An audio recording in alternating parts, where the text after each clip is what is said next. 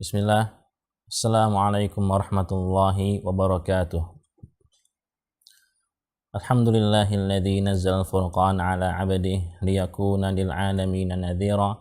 Tabarakalladzi ja'ala fis sama'i burujan wa ja'ala fiha sirajan wa qamaran munira. Asyhadu an la ilaha illallah wahdahu la syarika lah wa asyhadu anna Muhammadan 'abduhu wa rasuluh alladzi ba'athahu bil haqqi basyiran wa nadhira.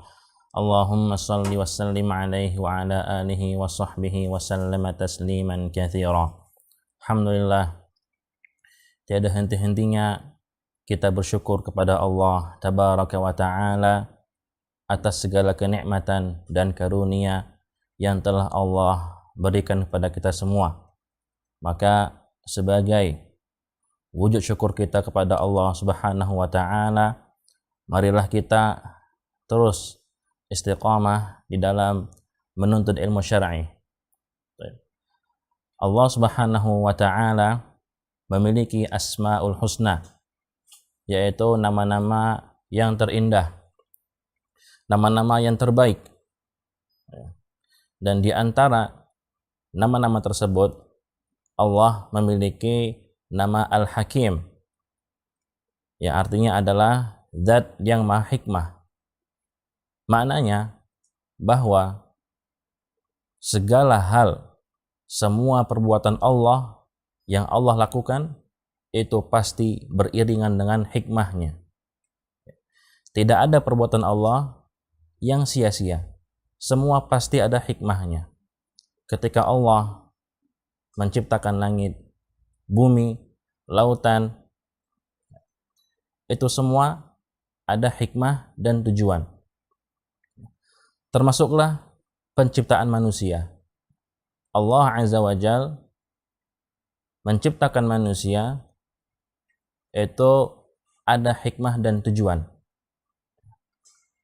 Apa itu tujuan dan hikmah penciptaan manusia? Hal ini sebagaimana yang telah Allah terangkan pada firman-Nya, "Wa ma khalaqatul jinna wal insa illa liya'budun." Dan tidaklah aku ciptakan jin dan manusia kecuali agar mereka beribadah kepadaku. Ayat ini menjelaskan kepada kita bahwasannya ibadahlah tujuan dan hikmah mengapa kita diciptakan. Ya, hikmah kita diciptakan. Ya, yaitu apa? Agar kita beribadah kepadanya. Maka setelah kita mengetahui mengapa ya kita diciptakan, ya, maka seyogyanya kita harus mengetahui apa sih ibadah itu, ya. Apa definisi dari ibadah, apa pengertian dari ibadah. Banyak para ulama yang menerangkan definisi dari ibadah. Akan tapi di sini Ana akan menyampaikan definisi pengertian yang diutarakan oleh Syekhul Islam Ibnu Taimiyah rahimahullah. Beliau mengatakan, al-ibadah ismun jami' li kulli ma yuhibbullah wa yardah minal aqwal wal af'al adh-dhahirah wal batinah. Beliau mengatakan ibadah ialah segala sesuatu yang dicintai oleh Allah dan yang diridhoinya, baik itu perkataan maupun perbuatan, yang nampak dan yang tidak nampak. Maka setelah kita mendengar penjelasan dari Syekhul Islam Ibnu Taimiyah rahimahullah, dapat kita simpulkan bahwasannya ibadah tidak hanya berkaitan dengan perbuatan saja seperti sholat, puasa, zakat, haji, umrah. Akan tapi ibadah juga berkaitan dengan perkataan, ya, seperti istighfar, zikir, tasbih, tahmid, saling munasohah, saling menasihati di antara kaum muslimin. Ini juga termasuk dari bagian ibadah, ya. Bahkan hati, ya, hati itu bisa menjadi ibadah. Rasulullah SAW bersabda, "Man ra'a minkum munkaran fal yughayyiru biyadihi." barang siapa di antara kalian yang melihat suatu kemungkaran, maka ubahlah dengan tangannya. Wa illam yastati' fa bilisanih. Dan jika ia tidak mampu, maka ubahlah dengan lisannya. Wa illam yastati' fa biqalbi. Dan apabila tidak mampu juga, maka ubahlah dengan hatinya. Wa dzalika ad'aful iman. Maka itulah selemah-lemahnya keimanan, ya. Di sini dikatakan bahwasannya hati juga termasuk dari bagian keimanan, yang artinya adalah hati juga termasuk dari ibadah. Dan apabila ada seseorang yang ingin melakukan kemaksiatan, akan tetapi ya, ia tidak jadi mengerjakan kemaksiatan tersebut dikarenakan malu, maka malunya tersebut juga termasuk dari ibadah, ya. Al-haya syu'batun minal iman. Malu itu adalah sebagian dari keimanan. Baik. Kaum muslimin dan muslimat rahimakumullah, maka dikarenakan agungnya ibadah ini, Allah Azza wa Jal beserta Rasulnya Sallallahu Alaihi Wasallam telah menjelaskan kepada kita syarat-syarat agar diterimanya sebuah ibadah. Ada tiga hal yang menjadi syarat-syarat diterimanya sebuah ibadah. Yang pertama adalah tauhid, kedua ikhlas, yang ketiga mutaba'ah, mengikuti Nabi Sallallahu Alaihi Wasallam. Syarat pertama adalah tauhid, ya. Tauhid adalah syarat yang pertama dan ia adalah syarat yang paling penting dalam diterimanya sebuah ibadah. Ya, mengapa demikian? Ya, Anda kasih contoh. Misalnya, ada seseorang yang ingin menjalankan sebuah usahanya, yang ingin menjalankan bisnisnya. Maka orang tersebut pergi ke salah satu seorang dukun. Ya.